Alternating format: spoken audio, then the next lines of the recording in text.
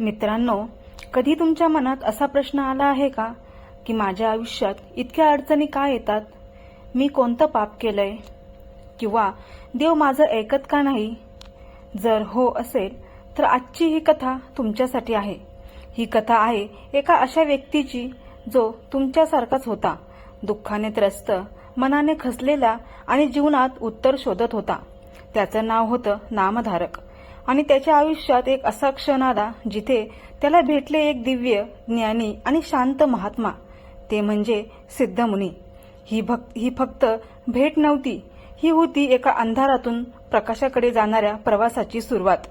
नामधारक जंगलात भटकत होता, मनात हजारो प्रश्न, डोळ्यांत वेदना, आणि अचानक त्याच्यासमोर सिद्धमुनी प्रगट झाले. नामधारक थरथरत त्यांच्या चरणी पडला आणि म्हणाला, महाराज, माझ्या आयुष्यात इतकं दुःख का आहे? मी इतका त्रास का सहन करतोय? सिद्धमुनी शांतपणे हसले आणि अत्यंत गूढ पण सत्य शब्दात म्हणाले, बाळा, हे तुझ्या कर्माचे फळ आहे. जे पेरलंय तेच उगवतं. नामधारक गोंधळला. तो पुन्हा विचारतो, मग माझं दुःख कधी संपणार? तेव्हा सिद्धमुनी म्हणाले, जेव्हा तू गुरूंच्या चरणी स्वतःला अर्पण करशील तेव्हा तुझ्या जीवनात बदल सुरू होईल. आणि मित्रांनो, इथेच या कथेचा खरा टर्निंग पॉइंट आहे. आपण सगळे नामधारक आहोत आणि आपल्याला आयुष्यात कधी ना कधी सिद्धमुनी हे भेटतातच. पण फरक एवढाच की आपण त्यांचं ऐकतो का? या कथेत एक खूप वेगळी आणि खोल गोष्ट सांगितलेली आहे. दुःख हे शिक्षा नाही, ते जागवणं आहे. गुरु हा फक्त माणूस नाही, तो एक शक्ती आहे. आणि सर्वात महत्त्वाचं म्हणजे गुरु आपल्याला तेव्हाच भेटतो जेव्हा आपण तयार असतो. आजच्या या व्हिडिओमध्ये आपण जाणून घेणार आहोत की नामधारकाला नेमकं काय समजलं, सिद्धमुनींनी त्याला कोणता मार्ग दाखवला, आणि वेदधर्म आणि दीपकच्या कथेच्या माध्यमातून आपल्याला काय शिकायला मिळतं. म्हणून हा व्हिडिओ शेवटपर्यंत नक्की बघा, कारण कदाचित या कथेतच तुमच्या प्रश्नांची उत्तरं लपलेली असतील. चला तर मग सुरुवात करूया एका दिव्य, गूढ आणि जीवन बदलणाऱ्या प्रवासाची. एक पवित्र पहाट. आकाशात हलका केसरी रंग पसरलेला, पक्ष्यांचे मधुर आवाज, आणि त्या शांत वातावरणात एक आश्रम, साधा पण दिव्य, जिथे प्रत्येक कणात ज्ञानाचा सुगंध भरलेला आहे. तिथे राहतात एक महान गुरु, ते म्हणजे वेदधर्म, ज्यांचे नाव घेताच आदराने मस्तक झुकते, ज्यांच्या ज्ञानाचा सागर अथांग आहे आणि ज्यांच्या चरणी बसून अनेक शिष्य जीवनाचा खरा अर्थ शिकत आहे. त्या आश्रमात दिवसाची सुरुवात होते ती वेदमंत्रांच्या नादाने. शिष्य एकाग्रतेने अभ्यास करत आहेत, कुणी ध्यानात आहे तर कुणी सेवा करत आहे. पण त्या सर्वांमध्ये एक शिष्य असा आहे जो या सगळ्यांमध्ये वेगळा आहे. त्याच्या चेहऱ्यावर शांतता आहे, डोळ्यात भक्ती आहे आणि मनात एकच ध्यास आहे, माझे गुरुच माझे सर्वस्व आहेत. तो म्हणजे दीपक. दीपक आश्रमात आला तो फक्त शिक्षणासाठी नव्हता, तो आला होता स्वतःला पूर्णपणे गुरूंच्या चरणी अर्पण करायला.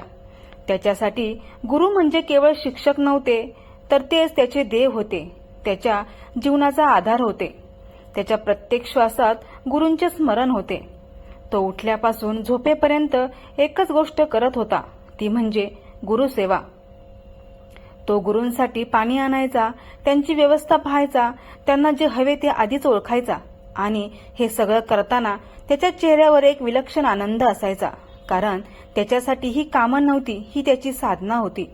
वेदधर्म हे सगळं शांतपणे पाहत होते, पण त्यांना माहीत होतं की दीपकचा भाव वेगळा आहे. पण खरा भाव किती खोल आहे हे जाणून घेण्यासाठी वेळ येणार होती. काळ हळूहळू पुढे जात होता, ऋतू बदलत होते, पण दीपकाची निष्ठा बदलत नव्हती.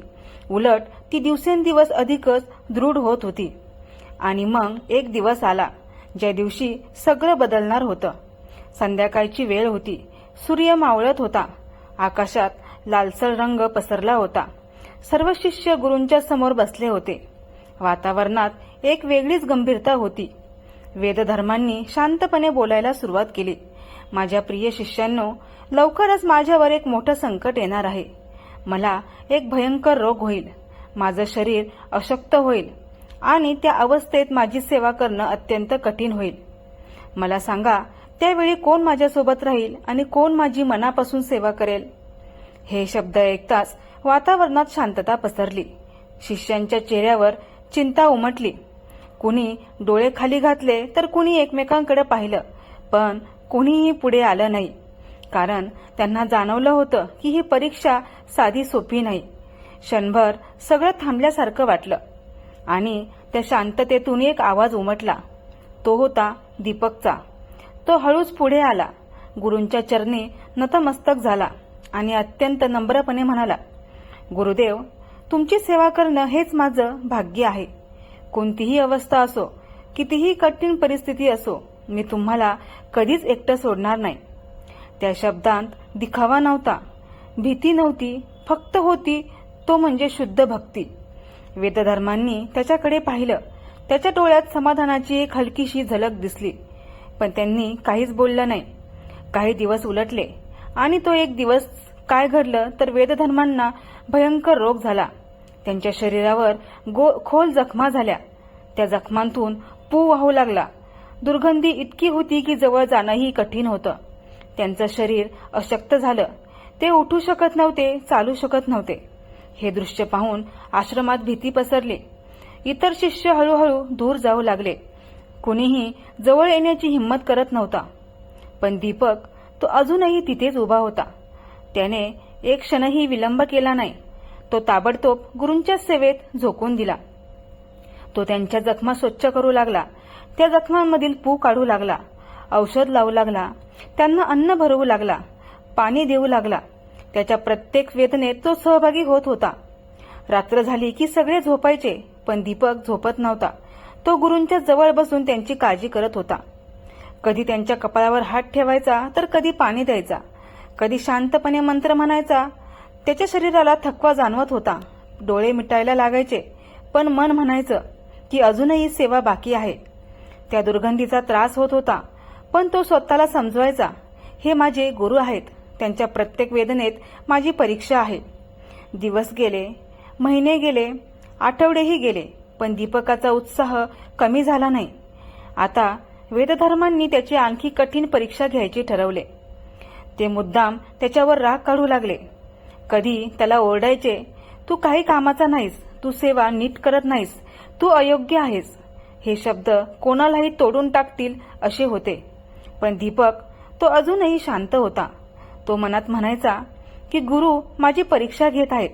त्यांच्या प्रत्येक शब्दात माझ्यासाठी काहीतरी शिकवण आहे. तो अजून अधिक नम्र झाला. अजून अधिक प्रेमाने सेवा करू लागला. आता ही निष्ठा पाहून देवही प्रभावित झाले. एक दिवस आश्रमात एक दिव्य प्रकाश पसरला.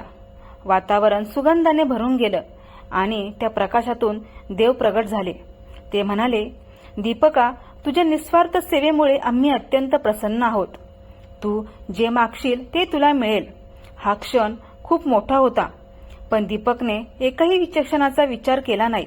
तो म्हणाला, मला काहीही नको, फक्त माझे गुरु बरे व्हावेत.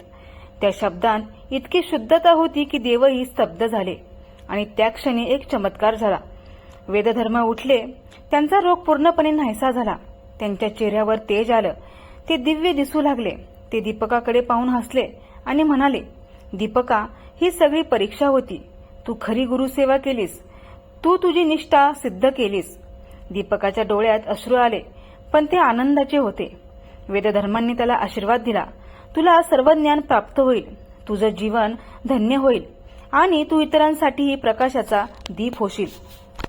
त्या क्षणी दीपक फक्त शिष्य राहिला नाही, तो स्वतः एक मार्गदर्शक बनला.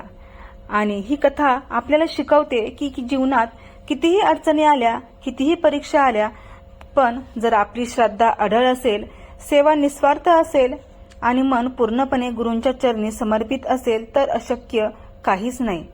गुरूंची कृपा ही सर्वात मोठी शक्ती आहे आणि जो या शक्तीला ओळखतो तोच खऱ्या अर्थाने जीवन जिंकतो.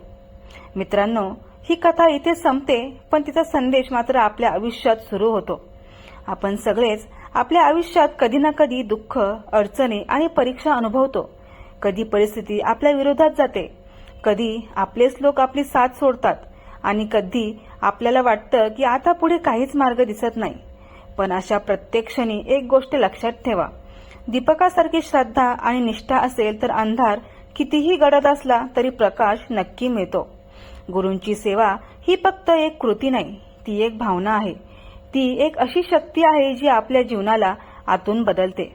आपण जेव्हा निस्वार्थ भावाने कोणतीही अपेक्षा न ठेवता पूर्ण समर्पणाने सेवा करतो, तेव्हा या सेवेतून आपल्याला देवाचा आशीर्वाद मिळतो. आणि कदाचित म्हणूनच म्हणतात की गुरु म्हणजे चालता बोलता देव. आजच्या या कथेतून जर तुम्हालाही थोडंसं काही शिकायला मिळालं असेल, तर तुमच्या मनात श्रद्धेचा एक छोटासा दिवा जरी पेटला असेल, तर ही कथा इथेच थांबवून देऊ नका. ती तुमच्या आयुष्यात उतरवा, तुमच्या वागण्यात आणा, तुमच्या विचारांमध्ये आणा. आणि हो, जर तुम्हाला अशाच भक्तिमय, प्रेरणादायी आणि जीवनाला दिशा देणाऱ्या कथा ऐकायला आवडत असतील, तर आत्ताच आपल्या चॅनेलला सबस्क्राईब करा. कारण इथे तुम्हाला मिळतील अशाच दिव्य कथा, ज्या केवळ ऐकण्यासाठी नाहीत तर जगण्यासाठी आहेत. हा व्हिडिओ तुम्हाला आवडला असेल तर लाईक करा, शेअर करा. कारण कदाचित तुमच्या एका शेअरमुळे कोणाच्या तरी आयुष्यात श्रद्धेचा दिवा पेटेल. आणि कमेंटमध्ये श्री गुरुदेव दत्त नक्की लिहा. शेवटी एवढंच सांगते, जीवनात कितीही अडचणी आल्या तरी हार मानू नका. श्रद्धा ठेवा, सबुरी ठेवा आणि गुरूंच्या चरणी स्वतःला समर्पित करा. कारण जिथे गुरुची कृपा असते तिथे अशक्य असं काहीच नसतं. चला तर मग भेटूया अशाच एका नवीन व्हिडिओमध्ये. तोपर्यंत सर्वांना श्री गुरुदेव दत्त, श्री स्वामी समर्थ.